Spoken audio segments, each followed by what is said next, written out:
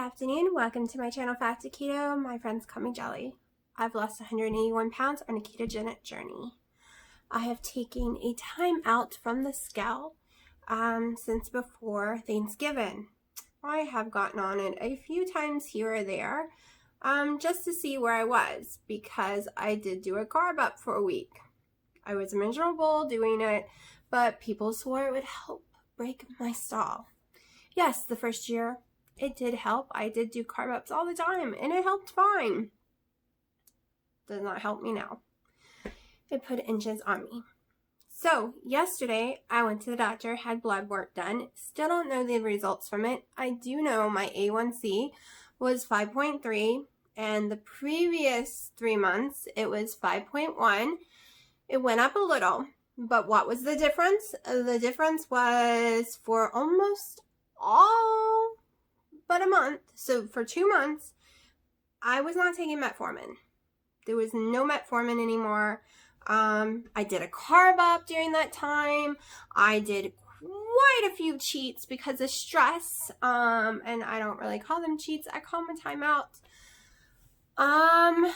So I'm really proud of that number. I'm not freaking out about that number at all, because you know that's still completely within range. Anything 5.7 or below, we're good to go.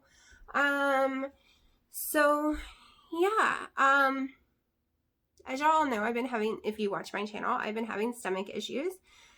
So yeah, the doctor has put me in for a lot. Like when I left there, my head was spinning. She put me in for a GI referral. She put me in for a neurologist and a rheumatologist referral. She put me in for a CAT scan. So if the insurance paid for it, I will be getting one of those done very soon.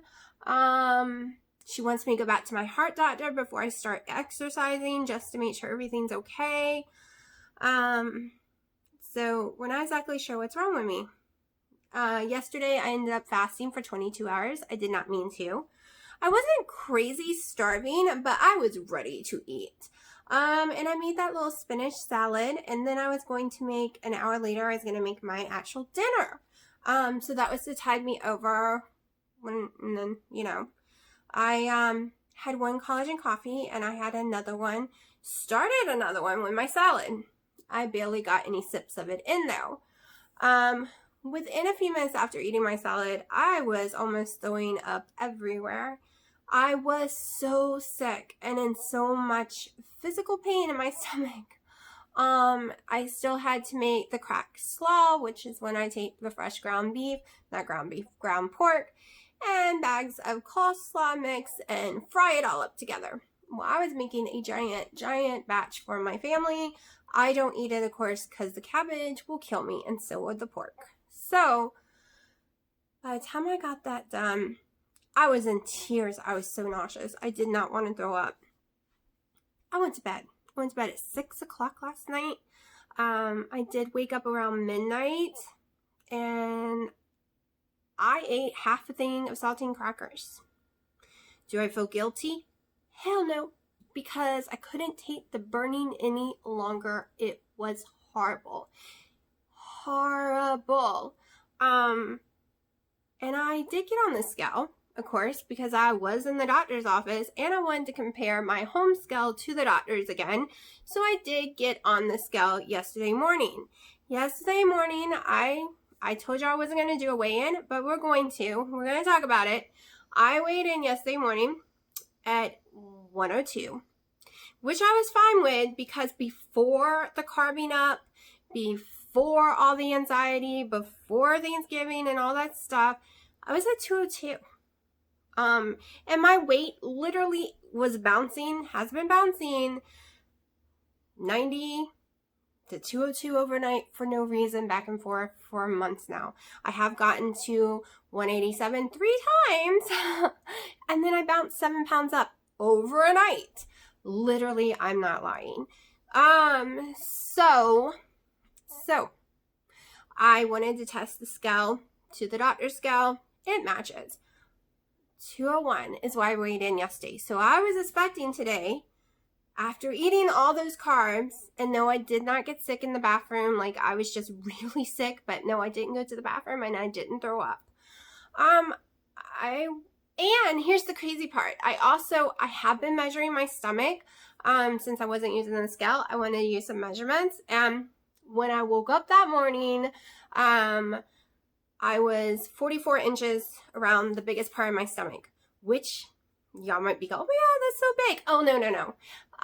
My stomach used to be so big that you would take the body measurement thingy, which I think went to 65, and it would still have about this much more before it could close. That's how round I was, okay?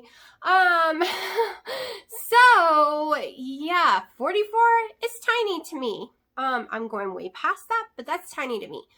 After I ate that salad, however, which was not very big, it was 2 cups of spinach, I got to 47 within like minutes, and then I think it got almost to 50. When I mean I felt pregnant and my belly was swelling like a crazy person, it was. Unfortunately, I didn't pass the gas or anything, so I had to feel that horrible pain and swelling and pressure in there all night long, and the pressure started to relieve, but the burning got worse, and that's when I ate those crackers. This morning, my stomach is back down to 44, and I weighed in at 199. So eating those crackers did not make me go up. I still lost 2 pounds. I'm not saying up your carbs or anything. I'm just saying this is a good example of, and I felt smaller. I honestly felt like I lost weight when I got up this morning for the first time in a long time. I literally said, I've lost weight. I can just feel it. And sure enough, I did. I know I'm not going to be doing weigh-ins every day. We're doing that in January. But it's just a good example that we can't yell at someone because they eat more carbs than we do. It doesn't mean they're not keto. It doesn't mean they're not in ketosis. Everybody's body is different. It needs different things at different times. I was really upset with myself for eating the crackers, but I was going to because that's how sick I was. But fortunately, it didn't hurt me. And I also didn't eat much yesterday at all. So, am I going to keep eating the crackers? No, not if I can help it. I'm working on finding out what's wrong with my stomach. I can tell you that this morning, I ended up eating eggs and cheese again and a lot of butter.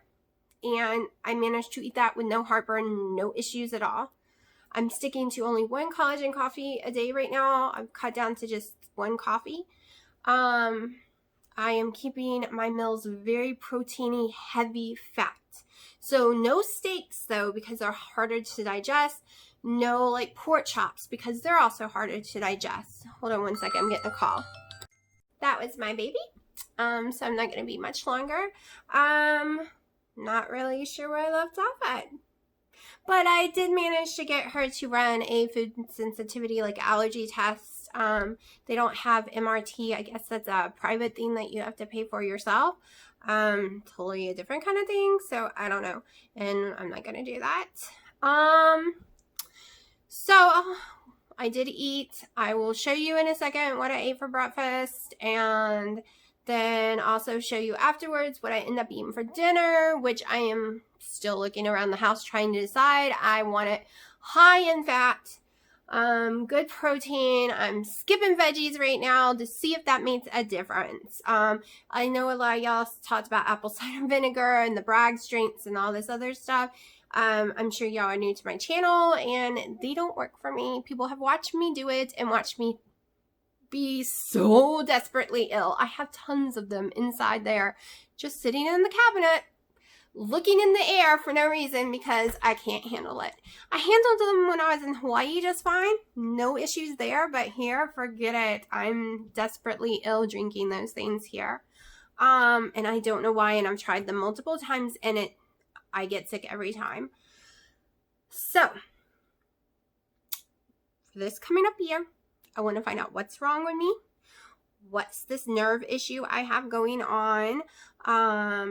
Make sure I want to heal myself. So yes, I want to lose the 30 to 50 more pounds, but which will be a big focus. However, the biggest focus is healing myself. So you might see me do way more cleaner keto, way more carnivore than usual, because I'm trying to heal myself. And the first 6 weeks is going to be a crash course into some very strict, heavy, clean keto. So, or more like carnivore or ketovore. But I just need to figure out what's going on with my stomach. I am eliminating stuff and trying different things because I really don't want an endoscope or whatever they're called, because I am not supposed to be put to sleep. I have so many crazy allergies. It is not funny. They want to spray some stuff in my throat and put me to sleep, and not in a hospital. You have no clue what the anxiety thinking about it is doing to me, because they don't even let me have numbing stuff when I get stitches. When I get 2nd and 3rd degree burns, I get no Silverdene. I get no gauze because I'm allergic to gauze. I can't have surgery that I need desperately because they're afraid I'll die on the table from anesthesia. So getting this weird spray sprayed in my mouth that they do not know if I'm going to be allergic to or not, and not be in a hospital, anxiety city, people. So if I can figure this out on my own without having to get that done, yeah, that would be a win. So that's what I'm working on right now. I also might not have taken my last doses of metformin last night or taken them at all today. I see that my A1C was not extremely insane. It went up 2 little decibels. With me eating tons and tons of carbs. Carbs I will not be eating every day. So yeah, my daily sugars might be a little higher. My morning sugar might be way higher without the metformin, but the A1C isn't. So because metformin can really mess up your stomach, and maybe going off and back on messed it up even worse, because I have been sick as a dog ever since I started taking that pill again. I'm not taking it right now. My goal is to get off every single drug, other than maybe my friggin' allergies, because I have tons of allergies here that I might be stuck with. But I'm sick of hearing, oh, this drug, like metformin, might have a cancer-causing agent in it. No, I don't want to be on drugs so that you could accidentally give me some cancer. I'm sure it doesn't. I'm sure it's great, and it has helped me so much over the years, but if I can get off of it, this girl is going to. So, I'm not taking it no more. It's just going to sit in my cabinet for emergency if something weird happens. I go 3 months from now and get another A1C. If it goes up crazy, if my weight starts going up crazy, then we can talk about it again. Dr. Eric Westman is an amazing man. He has a great baseline keto plan for new beginners or people who are just stuck. Unfortunately, most of the stuff on his list I can't eat. I realize that now, and I'm pretty sure they're going to show that I'm allergic to them or have sensitivity to them on my allergy test, because they make me so desperately ill.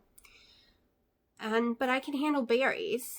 So I will not be doing page 4 anymore. I am a supporter of page 4, the new and the old.